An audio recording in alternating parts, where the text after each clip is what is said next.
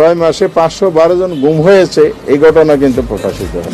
এরা মিথ্যাবাদে, যেখানে প্রয়োজন সেখানে তারা তাদের মতন করে ধর্মকে ব্যবহার করে, মিথ্যা কথা তারা বলছে। এদের একটাই পরিচয়, এরা মিথ্যাবাদে, এরা নিজেদের প্রয়োজনে নিজেদের সাথে এরা মিথ্যা কথা বলে।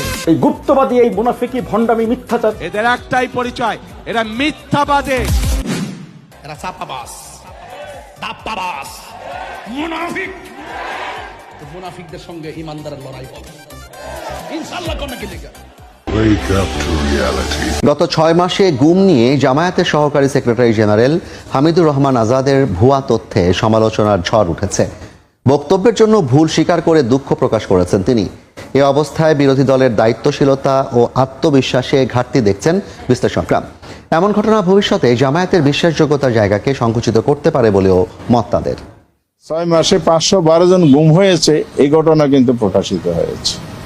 তাহলে এখনো যে দেশে গুম হচ্ছে, খুন হচ্ছে, লুটতরাজ হচ্ছে, চুরি ডাকাতি হচ্ছে, এই আইনশৃঙ্খলা ভয়াবহ পরিণতি এগুলো আছে। গত 23 আগস্ট 11 দলীয় ঐক্যের বৈঠক শেষে জামায়াত ইসলামীর সহকারী সেক্রেটারি জেনারেল হামিদুর রহমান আজাদ সাংবাদিকদের বলেন, গত 6 মাসে দেশে গুমের ঘটনা ঘটেছে 512টি। গণমাধ্যম ও সামাজিক যোগাযোগ মাধ্যমে এই বক্তব্য ছড়িয়ে পড়লে ওঠে সমালোচনার ঝড়। সুনির্দিষ্ট কোনো তথ্যসূত্র ছাড়াই এমন দাবির সত্যতা নিয়ে প্রশ্ন তোলে গণমাধ্যম ব্যক্তিত্ব ও রাজনৈতিক প্রতিপক্ষরা।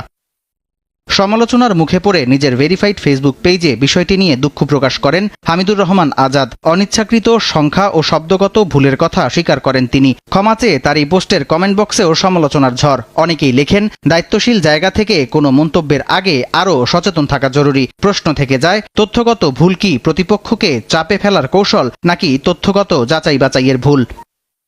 বিশ্লেষকরা বলছেন, কোন রাজনৈতিক দল মানবাধিকার লঙ্ঘনের মতো স্পর্শকাতর বিষয়ে তথ্য যাচাই ছাড়াই পরিসংখ্যান তুলে ধরলে তা জনমনে বিভ্রান্তি ছড়ায়। তারা বলছেন, প্রধান বিরোধী দলের শীর্ষস্থানীয় জায়গা থেকে এ ধরনের মন্তব্য দলটির আত্মবিশ্বাসের ঘাটতিকেই ইঙ্গিত করে।